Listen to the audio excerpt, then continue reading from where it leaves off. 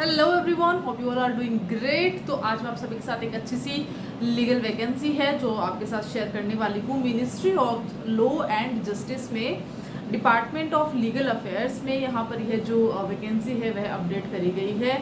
Law commission of India की ये vacancy रहने वाली है। मैं यहाँ पे बात करने वाली हूँ यह जो वैकेंसी है उसके बारे में कि ये कौन से पोस्ट पर आई है, और साथ ही बात करेंगे कि कितनी संख्या में यह वैकेंसी आई है। इसके साथ ही इससे जुड़ी काफ़ी सारी जानकारियां हैं जो आप तक पहुंचनी चाहिए, वह सारी चीज़ें भी मैं आप सभी के साथ में शेयर करूंगी। साथ ही इस वक्त जो ये नोटिफिकेशन निकला है, पहले भी 3 महीने पहले भी यह नोटिफिकेशन आया था, 2 से 3 महीने पहले अप्रैल में, तब इसमें भी वैकेंसीज निकली थी।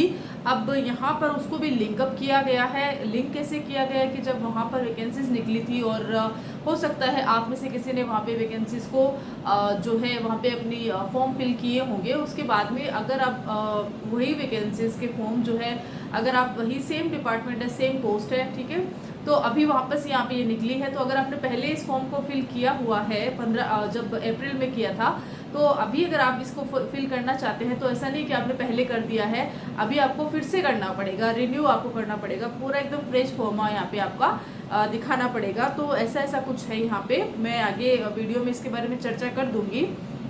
दूसरा यहाँ पर सबसे इम्पोर्टेंट आता है कि जो वैकेंसीज मैं आपके साथ शेयर कर रही हूँ, क्या वह वैकेंसी आपके लिए उसकी लास्ट डेट क्या है। क्योंकि कई बार होता है ना कि आप पूरा वीडियो सुनते हैं, उसके बाद में पता चलता है कि लास्ट डेट को 2 या 3 दिन बचे हैं और बहुत अफरा तफरी हो जाती है। किसी भी वैकेंसीज के बारे में जानना बहुत ज़रूरी होता है कि आखिर वह आपके काम की है या नहीं है, या तो फिर काम की तो है लेकिन उसके लिए आपकी तैयारी कितनी है, बहुत सारी चीज़ें हो जाती है। तो यहाँ पर ये है 4 जून को इसका नोटिफिकेशन हमारे सामने आता है, एडवर्टाइजमेंट आता है और इसी की ऑफिशियल वेबसाइट पर जाके आप चेक कर सकते हैं। दूसरा यहाँ पे ये रहता है कि अब 4 जून के बाद में ऐसा बताया गया कि 15 डेज तक आपको यहाँ पे ईमेल के थ्रू अपना फॉर्म डालना है। आपको ऑनलाइन ही यहाँ पे वर्क करना है, आपको ऑफलाइन यहाँ पे कुछ भी नहीं करना है। सिंपली आपको एक मेल करना है। इस मेल में आपके जो रिलेटेड डॉक्यूमेंट रहेंगे, जो एलिजिबिलिटी मैं आपके साथ शेयर करूँगी आगे, उसके रिगार्डिंग आपको यहाँ पे डॉक्यूमेंट्स का जो PDF होता है वह ईमेल करना है, राइट। और ईमेल आपको 15 डेज में करना है। मीन्स कि अगर 4 जून को यह एडवर्टाइजमेंट हमारे सामने आता है तो करीब 17-18 जून तक का आपके पास समय रहेगा। तो देखा जाए तो आप 15 जून लास्ट मान के चलिए कि 15 जून तक तो मुझे यहाँ पे मेल करना ही, अगर आप वाकई में इस वैकेंसी में इंटरेस्ट रखते हो तो खैर चलिए जान लेते हैं इस वैकेंसी के बारे में। अब तो चलिए शुरुआत कर लेते हैं। सबसे पहले हम जानेंगे कि ये पोस्ट है, इसका नाम क्या है। तो लीगल कंसल्टेंट के रूप में आपको यहाँ पे नौकरी मिलेगी अगर आप यहाँ पे फॉर्म फिल करते हैं और आप सेलेक्ट हो जाते हैं तो।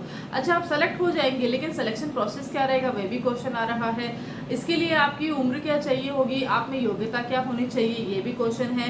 और ये सब तो ठीक है, लेकिन इसके लिए आपको सैलरी कितने मिलने वाली है, ये भी एक क्वेश्चन है। तो सबके बारे में अभी थोड़ा थोड़ा जान ही लेते हैं। तो इसमें यहाँ पे बता रखा है कि आपका जो लॉ कंसल्टेंट है, इसकी आपको यहाँ पे पोस्ट बताई गई है। टोटल 12 पोस्ट पर यहाँ पर लॉ कमीशन ऑफ इंडिया में ही है जो वैकेंसीज है वह आई है।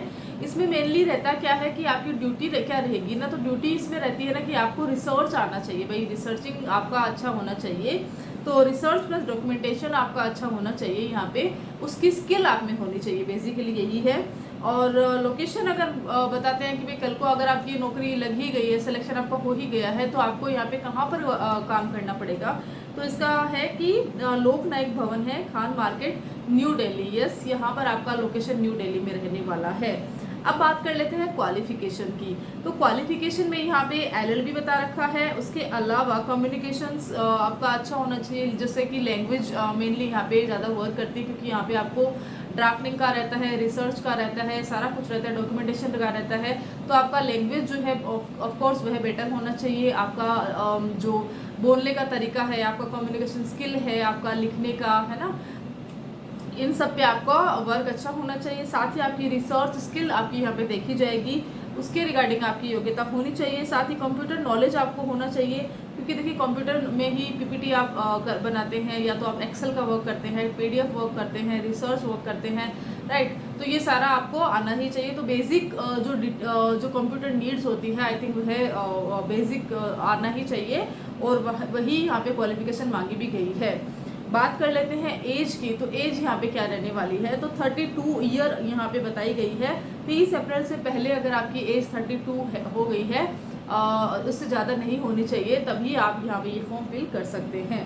ठीक है, फिटनेस सर्टिफिकेट आपको यहाँ पे लगाना पड़ेगा, क्योंकि एक फॉर्मेलिटी आप देख सकते हैं, फिटनेस सर्टिफिकेट होता है जो आप यहाँ पे लगा सकते हैं कि भाई आप जो है फिट है, यहाँ पे किसी भी तरह की कोई भी आपको जो है मानसिक रोग या शारीरिक रोग ऐसा कुछ है नहीं आप, और अगर है तो आप ये अपना सर्टिफिकेट आप लगा दीजिए, जो भी है आपको फिटनेस सर्टिफिकेट आपको है लगाना है कि भाई आप फिट है, देखिए है ना, आपको दिखाना है।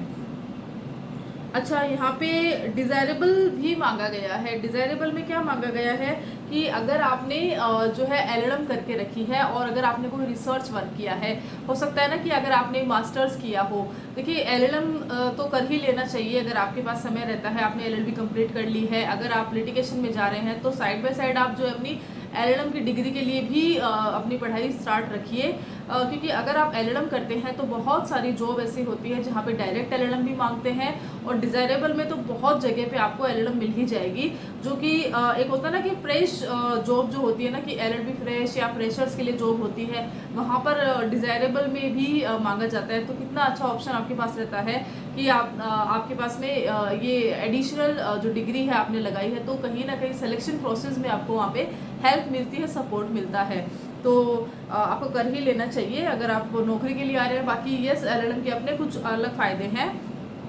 अब आते हैं हम यहाँ पे सैलरी पर। यस, सैलरी कितनी यहाँ पे आपको मिलने वाली है, तो 60,000 पर मंथ यहाँ पे आपकी फिक्स सैलरी होती है। तो क्या यहाँ पे अलाउंसेस मिलते हैं, क्या हमें एचआरए ये सब मिलता है? तो देखिए यहाँ पे एचआरए को लेके कोई इसमें बताया नहीं गया है, नहीं आपको एचआरए यहाँ पे नहीं मिलेगा, कोई अलाउंसेस नहीं है, क्योंकि यहाँ पर ये कॉन्ट्रैक्ट लेस की एक जॉब होती है, तो यहाँ पे आपको ये सब नहीं मिलने वाला है। आपकी जॉब का टाइमिंग क्या रहता है, तो जॉब का जो 9 to 5 वाला जो टाइम रहता है वहाँ वह यहाँ पे आपको मिलने वाला है। अब बात कर लेते हैं सिलेक्शन प्रोसेस की। बहुत जल्दी मैं आप सभी के साथ ये सारी चीज़ शेयर कर रही हूँ ताकि वीडियो ज़्यादा लंबा ना बने और आपको जो बेसिक नीड्स होती है ना, डिटेल्स जो आपको चाहिए वो आपको मिल जाइए। तो ठीक है, सिलेक्शन की बात करते हैं। तो सिलेक्शन कमेटी के रिकमेंडेशन पर मेनली यहाँ पर ये जो चीज़ है, ये जो आपके फॉर्म्स रहेंगे वह देखे जाएंगे। वह कैसे काम करती है, तो वह नॉर्मल है कि उनके पास ईमेल्स आएंगे, वह ईमेल्स चेक करेंगे।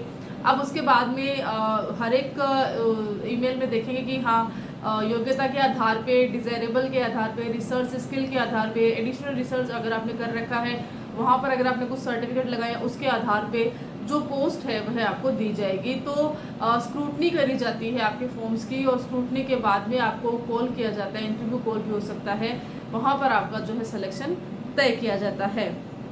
ठीक है, और एक चीज़ और यहाँ पे पता है कि भाई अगर आपका बैकग्राउंड कभी अगर क्रिमिनल बैकग्राउंड मीन्स कि अगर आपके ऊपर एफआईआर हुई है, या तो कि अभी आपके ऊपर कोई पेंडिंग केस है या इस तरह का कुछ भी इश्यूज़ है, तो वो भी यहाँ पे बताना पड़ेगा। ठीक है, और उसके बाद में सिलेक्शन होने के बाद में भी आपके साथ में यहाँ पे कुछ चीज़ें रहेगी। देखिए नॉर्मल सी चीज़, अगर आप मिनिस्ट्री में काम करते हो तो वहाँ के कुछ रूल्स रेगुलेशंस होते हैं, आप वहाँ के जो चीज़ें होती है वह पूरी ऑथेंटिसिटी से आपको वहाँ पे ये बता दिया जाता है कि भाई ये जो चीज़ें हैं आपको बाहर नहीं ऐड करनी है। कि अगर आप किसी भी जगह पे काम कर रहे हैं और आप इस चीज़ को बाहर शो कर रहे हैं रील के माध्यम से, वीडियोस के माध्यम से, कहीं किसी और मतलब सोसाइटी इन द सेंस कि आपको बाहर बताया गया कि इस तरह का यहाँ पे काम होता है, ये सब आपको नहीं बताना होता है, बहुत गुप्त आपको यहाँ पे ये सब चीज़ें रखनी होती है। तो इस तरह से यहाँ पे ये रहता है। तो टोटली मोटा मोटी मैंने आपको चीज़ बता दी है। अभी इसके लिए समय है क्योंकि 4 जून को यहाँ पे फॉर्म निकले हैं, तो 4 जून से 15 दिन का समय रहेगा, तो 17-18 जून तक आपके पास समय, आप गिन लीजिए 4 जून से 15 दिन कितना होता है ना, तो उस हिसाब से आपके रहेगा। तो नॉर्मल है, आपको ये चीज़ समझ में आएगी। मेल आपको करना है, मेल आपको कहाँ पे करना है उसके रिगार्डिंग मैं आपको डिस्क्रिप्शन बॉक्स में डाल दूंगी। बाकी ये जो डिपार्टमेंट है यहाँ की ऑफिशियल वेबसाइट में अगर आप जाते हैं तो आपको ये जो जॉब है इसके रिगार्डिंग आपको एडवर्टाइजमेंट मिल जाएगा, और वहाँ पर आपको हर एक चीज़ की जानकारी मिल जाएगी। आप खुद से भी वहाँ जाके विजिट कर सकते हैं। होपफुली ये वाला वीडियो आपको अच्छा लगा होगा, सही लगा होगा, और हाँ अगर अच्छा सही लगता है तो प्लीज़ आप इस चैनल को विजिट कीजिए, यहाँ की वीडियोस देखिए। बहुत सारी अपडेट्स मैं आपके साथ यहाँ पे शेयर करती हूँ, होपफुली वो भी आपको बहुत अच्छी लगी होगी। Till then, thank you so much.